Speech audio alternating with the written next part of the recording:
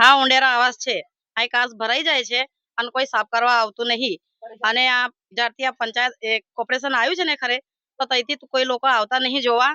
અને આટલું પાણી ભરાઈ જાય છે, અમારા છોકરાઓ સો પડી જાય છે, પણ કોઈ જોતું નહીં ને કોઈ આવતું નહીં. અહીં આગળ આ કાસ સાફ થવું જોઈએ. 5 વર્ષથી કોઈ જોતું નહીં અમને. વારંવાર લેખિતમાં ફરિયાદ કરી છે વોર્ડ નંબર 8 માં અધિકારીઓને, ત્યારે એવા અધિકારી કે જાડી ચામડીના કે આજ દિન સુધી આ કાસ પર સાફ સફાઈ કરવામાં નહીં આવી. અમારે જવા આવવાની તકલીફ છે, રસ્તાની તકલીફ છે, પાણીની બહુ તકલીફ છે. આ ગંદકી આ 3 વર્ષથી આવીને આવી જ છે.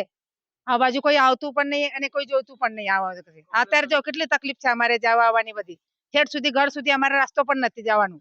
ઉંડેરા નવી નગરી ઝુંપડપટ્ટી છે, બહુ ગંદકી છે અહીંયા આગળ. અમારા બોલનામાં તો ઊભું નહીં રહેવાતું, એટલી ગંદકી ગંધાય છે. બોલો શું કરવાનું? 2-3 જગ્યાએ કઈ પણ કોઈ આવતું નહીં, કોઈ સાંભળતું નહીં. ભરાઈ ગયો, કચરો બહુ ભરાય, પાણી ઉપર રહીને બહાર નીકળે.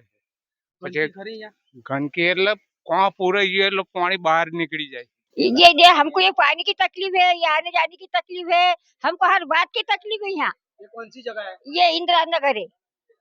हमने कितने भी बार कंप्लेंट करे तो कोई आता नहीं, कोई भाग उठाता नहीं, कुछ नहीं लगे। यही थे हमारे समाचार दूर करो तुम।